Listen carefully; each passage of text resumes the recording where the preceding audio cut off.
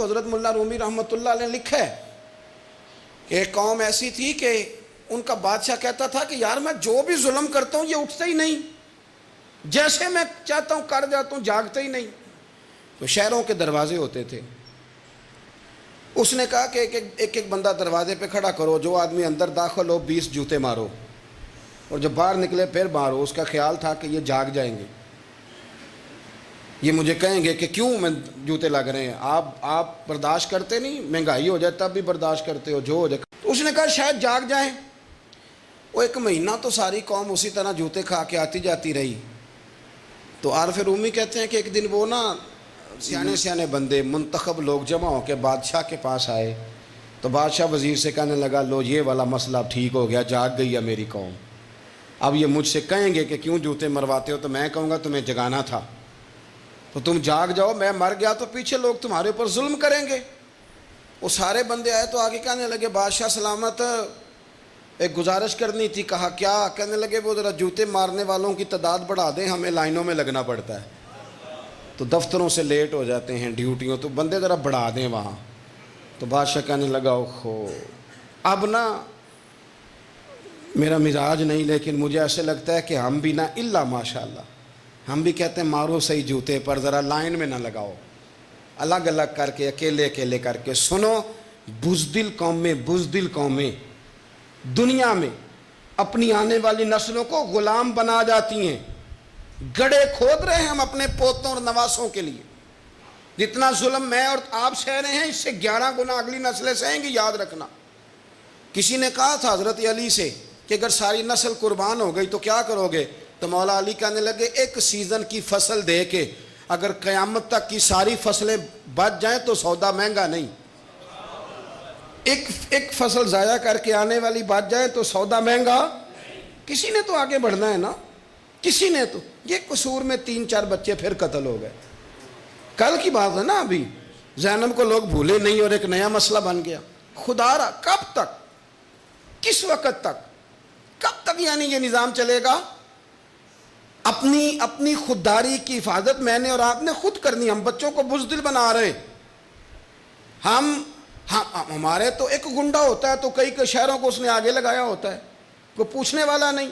اگر آپ کے اندر میرے اندر حفاظت خودداری نہیں جاگے گی، خبردار جی بچوں کو دھوپ لگتی ہے تو یہ تو پھر ایسے ہی رہیں گے۔ سنو حدیث مبارکہ، ترمذی کی حدیث ہے، صلی اللہ تعالی نبی کریم صلی اللہ، یہ حدیث پاک نہ کہیں دل کی تختی پہ لکھ لینا، یہ ترمذی شریف میں موجود ہے، یہ کہیں دل کی تختی پہ لکھ لینا۔ حضور نے فرمایا من قتل دون مالہ فہو شہید۔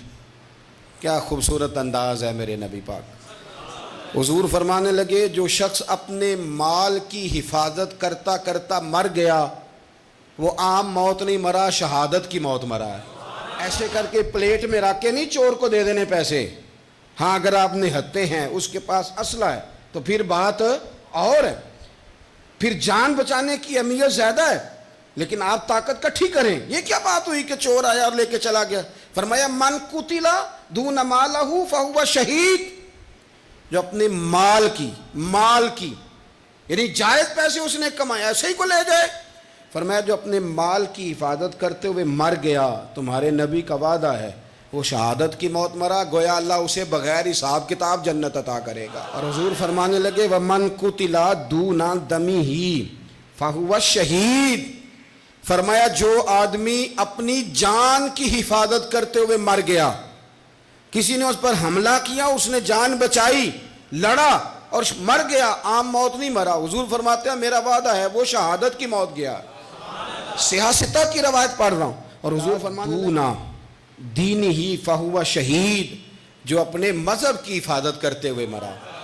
ذرا ترتیب دیکھو، پہلے نمبر پہ حضور نے مال کا نام لیا ہے، دوسرے نمبر پر رسول کریم علیہ السلام نے جان کا نام لیا، اور دین کا نام تیسرے نمبر پہ لیا ہے۔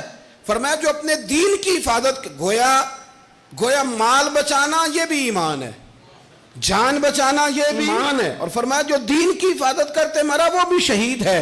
اور پھر میرے رسول کریم فرمانے لگے وَمَنْ قُتِلَ دُونَ أَهْلِهِ فَهُوَ شہید۔